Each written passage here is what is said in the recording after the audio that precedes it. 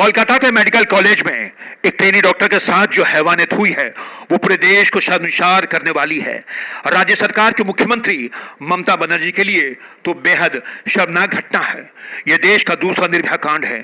फर्क सिर्फ इतना है कि न्याय की लड़ाई आज खुद डॉक्टर अकेले लड़ रहे हैं, जबकि देश भर का युवा आज तमाशबीन बना हुआ है।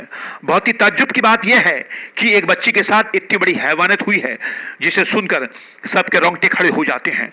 वो बच्ची जो पेशे से एक डॉक्टर थी, लेकिन केंद्र सरकार या फिर राज्य सरकार का एक भी मंत्री उस पीड़ित परिवार से मिलने नहीं गया। तमाम राजनीतिक पार्टी के नेताओं ने उसके माता पिता से मिलने की जहमत तक नहीं उठाई। किसी ने उस दुखी माता पिता के कंधे पर हाथ रखकर ढाढ़स नहीं बंधाया। किसी ने उनसे मिलकर यह नहीं कहा कि वो हमारी भी बच्ची थी। जरा आप उस माता पिता के बारे में सोचिए जिन्होंने अपनी बेटी को उस हालत में देखा जिसकी उन्होंने कभी कल्पना भी नहीं की होगी।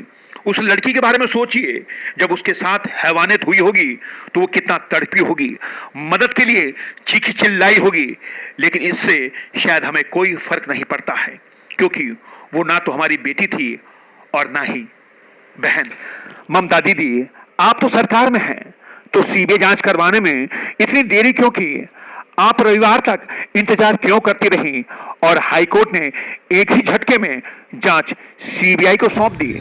ममता दीदी, आप मुख्यमंत्री होने के नाते अगर एक बार भी पीड़ित बच्ची के माता पिता के कंधे पर हाथ रखकर उनके साथ खड़ी हो जाती तो शायद उनका हौसला बढ़ जाता, लेकिन आपने ऐसा नहीं किया।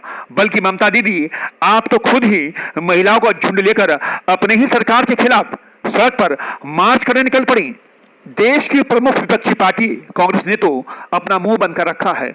महिला हूं, लड़ सकती हूं की वकालत करने वाली प्रियंका वाड्रा गांधी भी आज चुप है। अगर यही घटना भाजपा शासित राज्यों में हुई होती तो समूचा विपक्ष सड़क पर अब तक उतर चुका होता।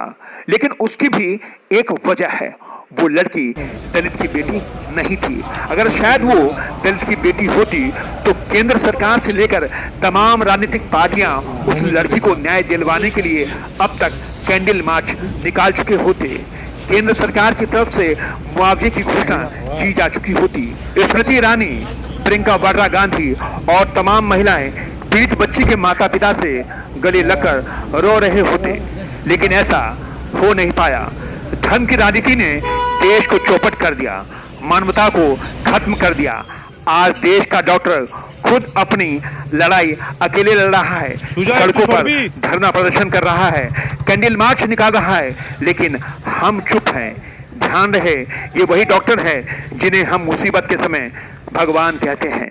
न्यूज़ नेट ब्यूरो की रिपोर्ट।